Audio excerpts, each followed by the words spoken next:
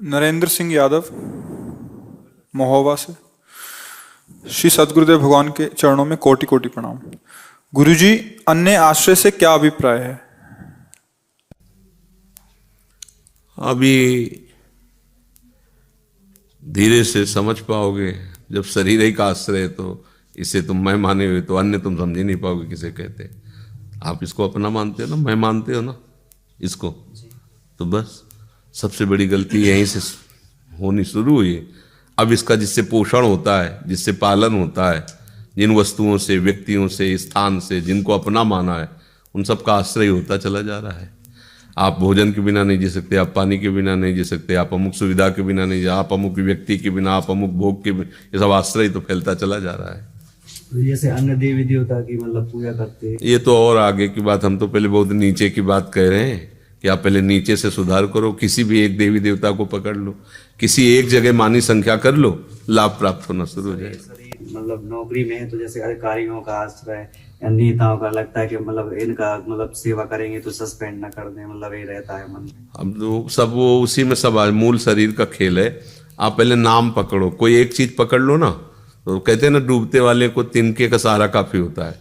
तो ये तो तिनका थोड़ी, ये तो बड़े बड़ों को पार करने वाला है। नाम पकड़ो पहले, सब छोड़ो जानकारी, केवल नाम को पहले पकड़ो। राधा वल्लभ श्री हरिमन, राधा राधा राधा राधा राधा, कुछ दिन जपो। फिर इस प्रश्न के विषय में उत्तर तुम्हें खुद मिलने लगेगा कि इस असली आश्रय क्या, जो भगवद आश्रित होता है, क्या व्यवहार में नहीं होता क्या? अरे आपसे बात कर रहे हैं, सबसे मिल रहे हैं, खा रहे हैं, पी रहे हैं, सब चेष्टाएं हो रही, पर ये हो रही हैं। हमारा किसी के आश्रय नहीं, ना आपका आश्रय, ना भोजन का आश्रय, ना इस शरीर का आश्रय। जब चाहे ये छूट जाए, जब चाहे मिले, जब चाहे ना मिले, हमारा आश्रय एकमात्र भगवान का है, प्रभु का है। समझ रहे हो? इनका आश्रय नहीं है, इनमें बरतते हुए भी इनका आश्रय नहीं है। अब जब आगे चलोगे, हृदय पवित्र होगा, तब ये बातें समझ में आएगी। वैसे कैसे समझ, खा रहे हो कह रहे हो हम खाते नहीं। एक बार भगवान श्री कृष्णचंद्र जी गोपियों के मध्य में रास करते थे रात्रि में, तो विलंब से आए। एक रात्रि में नित्य रास होता था, तो गोपी जनों ने कहा आज बहुत विलंब कर दिया प्रभु। तो बोले हमारे गुरुजी यमुना पार आए थे तो उनके दर्शन करने गए। तो बोले आपके गुरुजी कौन? बोले दुर्वासा मुनि हैं। सब संतों को भगवान अपना पूज्य मानते हो, सब संत भगवान को अपना पूज्य मानते, यही भगवान की करुणा है। साधु हृदय में हम, भगवान कहते साधु मेरा हृदय, मैं साधु का हृदय हूं।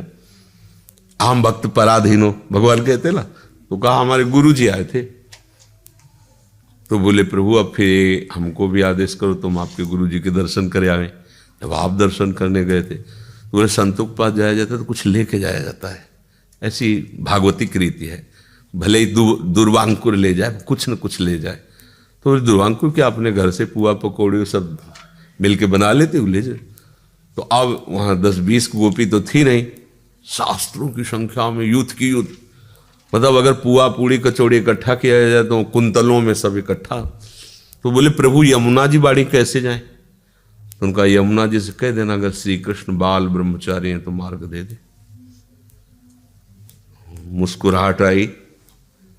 ब्रह्मचर्य का कुछ अलग सिस्टम, नियम, वो सब, पर प्रभु के वचनों पर विश्वास है। यमुना जी से कहा कि श्री कृष्ण हमारे बाल ब्रह्मचारी हो तो मार्ग। यमुना जी हट गई, मार्ग दे दिया। आश्चर्य हुआ। वहां पहुंची, दुर्वासा जी को प्रणाम किया और सब रखा तो मुंह बगाड़ दिया, डाल दिया। कुंतलों सब सखियों, पुआ कचौड़ी खीर सब पा गए। प्रणाम किया, थोड़ा भी किनका नहीं बचा, सब पवा दिया। तो उनका भगवान आज्ञा करो तो जाए।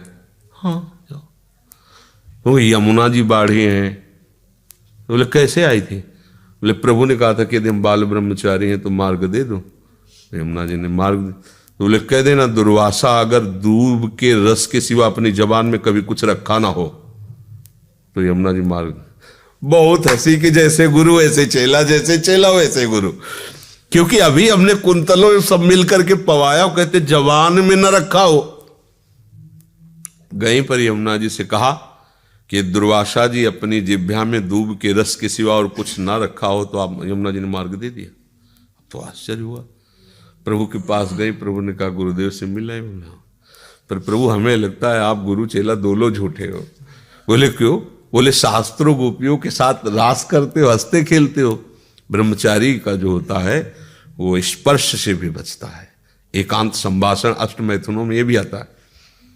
बोले पर यमुना जी ने मार्ग दे दिया, और वो उन्होंने कहा कि अगर दूध के रस के सिवा जबान में कुछ न रखा हो तो पुआ खीर तो हम ही पवा के आ रहे, तो झूठा नहीं हुआ। तो भगवान ने कहा नहीं, तुम्हारी भावना थी, तुमने पवाया, उन्होंने स्वेच्छा में कोई इच्छा नहीं की और कोई पाया नहीं।